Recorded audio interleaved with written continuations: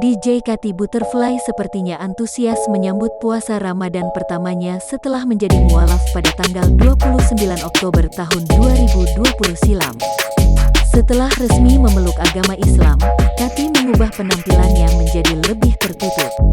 Ia juga semakin sering membagikan konten belajar agama dalam akun Instagram pribadi.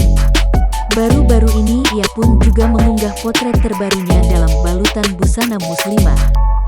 DJ asal Thailand ini tampil mengenakan warna putih dengan corak bunga sambil memegang mangkok berisi sayur. Bismillah, semoga puasa pertama lancar, amin ya Allah, tulis Kati. Selasa, tanggal 13 April tahun 2021. Postingan Kati dalam rangka menyambut Ramadan ini disambut hangat netizen. Banyak yang mendukungnya melalui doa serta memuji penampilannya menggunakan